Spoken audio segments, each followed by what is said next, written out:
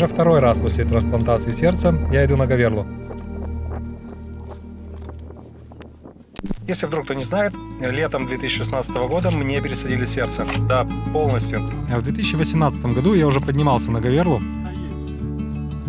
Так уж сложилось, что я стал первым человеком с пересаженным сердцем, кто туда поднялся. Да не для этого. Никакого символизма в первом подъеме я для себя не находил. Поднялся просто потому, что мог. Ну и для себя. Показать, что мог. До трансплантации я почему-то на Говерлу не ходил. В этот раз мы стартовали в точно такой же компании, как и в прошлой. Только на этот раз мы поехали не в августе, а в конце сентября. И мы поехали не через Львов, а через Ивано-Франковск. И да, во Франике вкусно и душевно. На ночевку мы приехали уже после заката. Да. А ты все забрал? То, что надо, наверное, да. Раскладываем вещи, стараемся выспаться и надеемся на хорошую погоду. Стартуем мы на базе Заросляк, как и в 2018 году. Дорога до Заросляка, ну, такая же. Доезжаем до КП, покупаем билетики, с билетиками получаем карты и едем дальше. После КП дорога становится прям совсем плохой. На всякий случай я даже чуть спустил шины.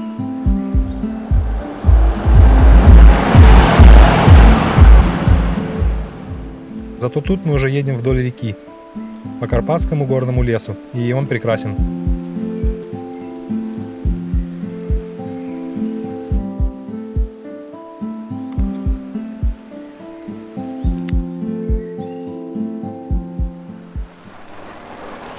И вот Заросляк, стоянка, нас встречают и очень заботливо паркуют.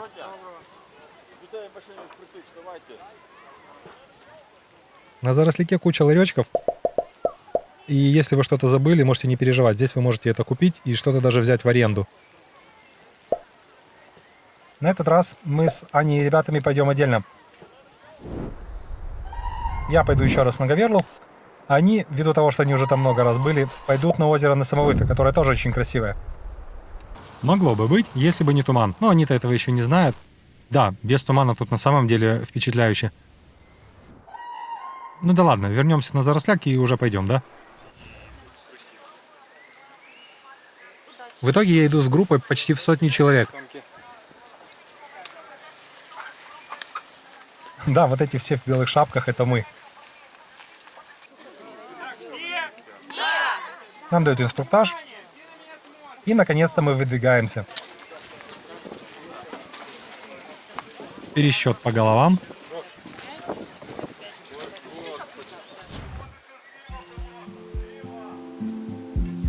Чуть меньше половины из этих людей — это люди с пересаженными органами. Начинается подъем с горного леса.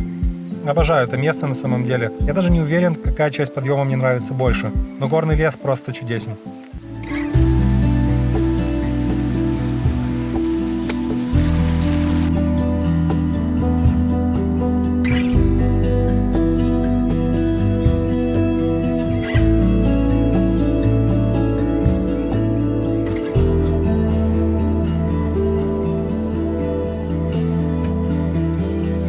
Насколько красивее Чигет?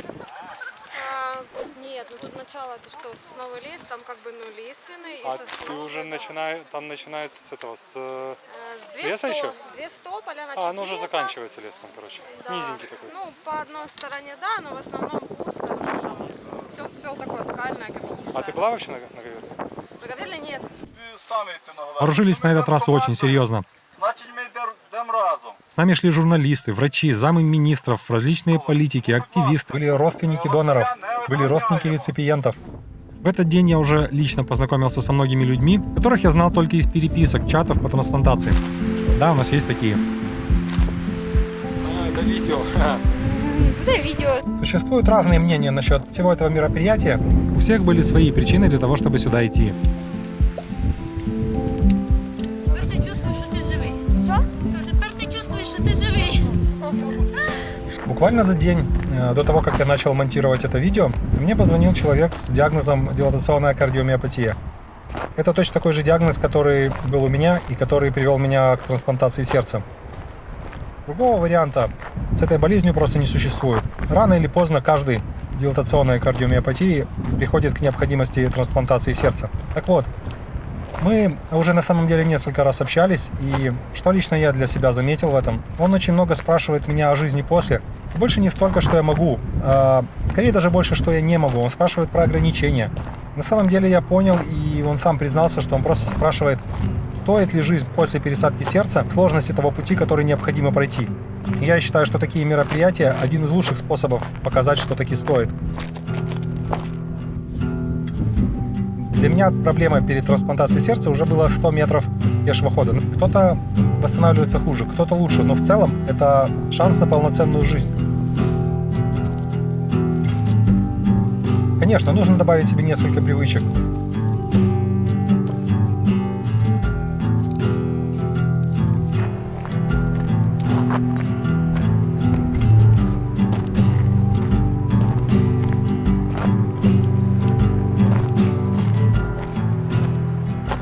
Я, наверное, уже говорил это в прошлый раз, но за что я особенно люблю подъем на Говерлу? За то, что всего за 3 с небольшим километра маршрута успеваешь пройти через горный лес, выйти из него в кустарники, выйти из кустарников и закончить подъем на лугах. С нами шли, конечно же, и медики. Более того, они тащили наверх даже дефибриллятор. Это прям подвиг, ребят. Погода, несмотря на то, что сегодня 28 сентября, просто офигенная. Вот этот поджопник я с собой не взял. Я его купил. В итоге его единственной функцией было раздражать меня и постоянно бить по затылку. Ровно до тех пор, пока я его таки не потерял. Многие считают, что после выхода из леса они уже видят Говерлу. И их ждет разочарование, ибо это только ее плечо. Вершину можно увидеть только после того, как вы зайдете на это плечо. Ну, в атаку.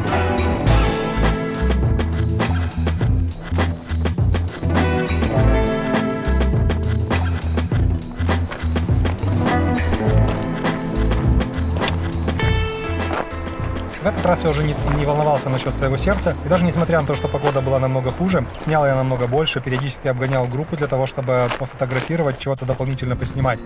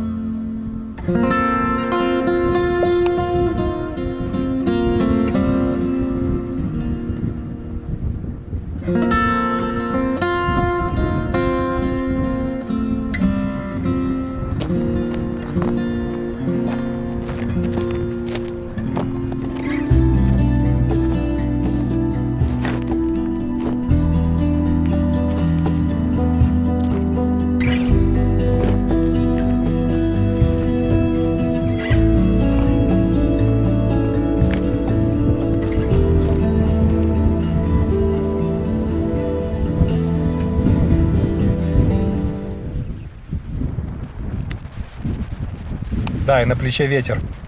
Много ветра.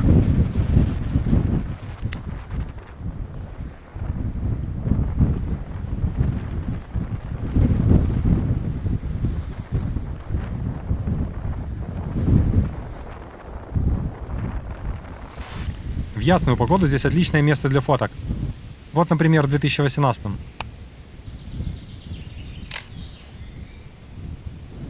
О, тут даже видно вершину. Но сегодня здесь своя атмосфера. И в этом тоже что-то есть.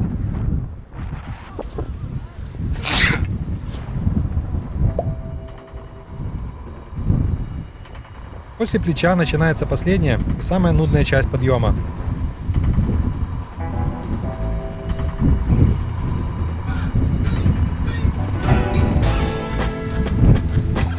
Угол подъема не меняется, пейзажи не меняются тоже, но учитывая то, что мы идем в облаке все еще хуже, ты идешь вверх, в облако, конца которому не видно.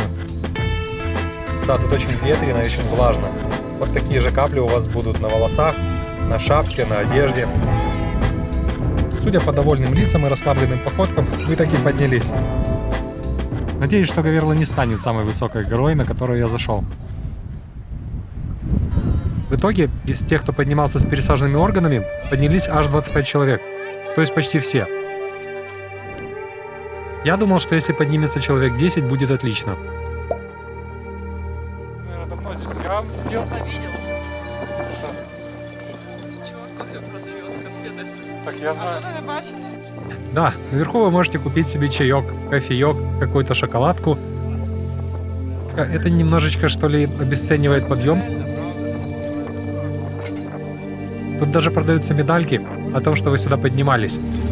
Такое ощущение, что ты просто проходишь мимо рыночка у дома. Особенно сейчас, когда из-за облака не видно, где ты находишься.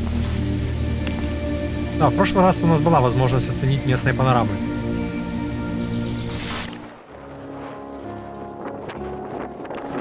Вот снова плечо, снова ветер.